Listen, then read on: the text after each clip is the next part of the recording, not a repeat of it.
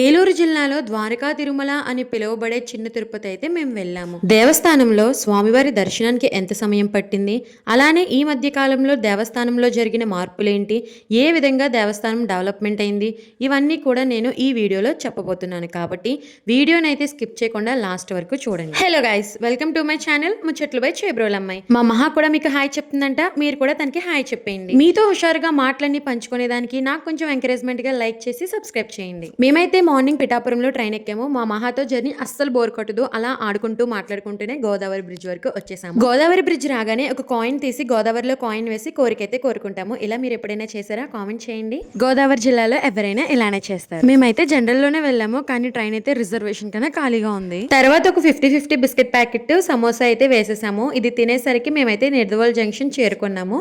ఆ కొద్దిసేపటికే తాడేపల్లి గూడెం కూడా రీచ్ అయిపోయామన్నమాట. ఇంకా మేము దిగాల్సిన స్టేషన్ వచ్చేసింది భీమడోలు స్టేషన్ రాగానే మేమైతే ట్రైన్ దిగేసాము. ప్లాట్ఫామ్ 2లో దిగాము. సో ప్లాట్ఫామ్ 1కి అయితే వెళ్ళిపోయామన్నమాట. ఇంకా మీకు అర్థమై ఉంటుంది మేము ఎక్కడికి వెళ్తున్నామని చెప్పేసి. ద్వారకా తిరుమల. చాలా మంది దీన్నే చిన్న తిరుపతి అని కూడా అంటారు. ఎందుకంటారు అలా మీ ఎవరికైనా తెలుసా? కామెంట్ చేయండి. ఏలూరులో మీకు ఎవరైనా చుట్టాలు ఫ్రెండ్స్ ఉంటే వాళ్ళకి ఈ వీడియో షేర్ చేసి ద్వారకా తిరుమలని చిన్న తిరుపతి అని ఎందుకు పిలుస్తారో వాళ్ళకి ఏమైనా తెలుసేమో అడగండి. స్టేషన్ దగ్గర ఆటో ఎక్కి కాంప్లెక్స్కి వచ్చి ద్వారకా తిరుమలకి అయితే బస్ ఎక్కేసాము. ఇదైతే మనల్ని ఎగ్జాక్ట్ గా టెంపుల్ దగ్గరే దింపుతారన్నమాట. అదిగో కనిపిస్తుంది కదా, అదే రాజగోపురం అన్నమాట.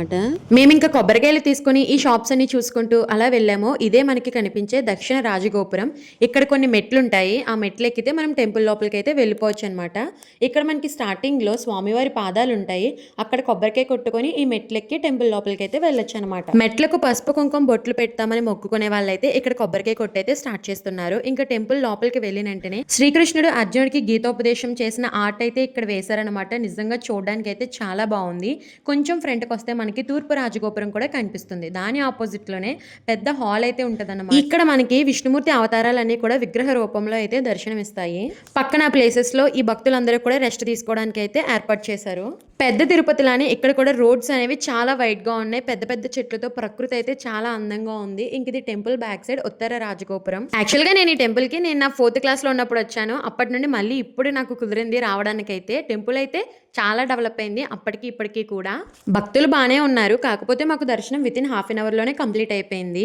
మీలో ఎవరైనా ఎప్పుడైనా ద్వారకా తిరుమల వచ్చారా? ఎప్పుడు వచ్చారు? రీసెంట్ గా వచ్చారా? దర్శనం కంప్లీట్ చేసుకున్న తర్వాత అయితే మేము శ్రీ వకులమాత అన్నప్రసాద భవనంకి అయితే వెళ్ళిపోయాము. ఫుడ్ అయితే చాలా క్లీన్ గా, నీట్ గా, ఫాస్ట్ గా సర్వీస్ చేశారు. టేస్ట్ కూడా చాలా బాగుంది. దూరం నుండి వచ్చిన భక్తులకి ఏ విధమైన లోటు లేకుండా ఇక్కడైతే అన్నప్రసాదాలు ఏర్పాటు చేస్తున్నారు.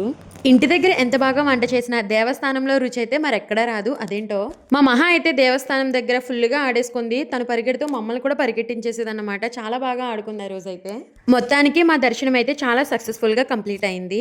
స్టార్టింగ్ తూర్పు రాజగోపురం ఆపోజిట్ లో కొన్ని ఆర్ట్స్ ఉన్నాయి. అనంత పద్మనాభ స్వామి, శ్రీకృష్ణ తులాభారం, అలానే కురుక్షేత్ర యుద్ధం జరిగే సమయంలో శ్రీకృష్ణుడు అర్జునుడికి గీతోపదేశం చేసిన చిత్రం ఇక్కడైతే చాలా బాగా ఆర్ట్ వేసి బాగుంది కదా అని చెప్పి మేము కూడా 2-3 ఫోటోలు అయితే తీసేసుకున్నాము. ఈ విధంగా మాకైతే ట్రిప్ అనేది చాలా సక్సెస్ఫుల్ గా అయితే కంప్లీట్ అయింది.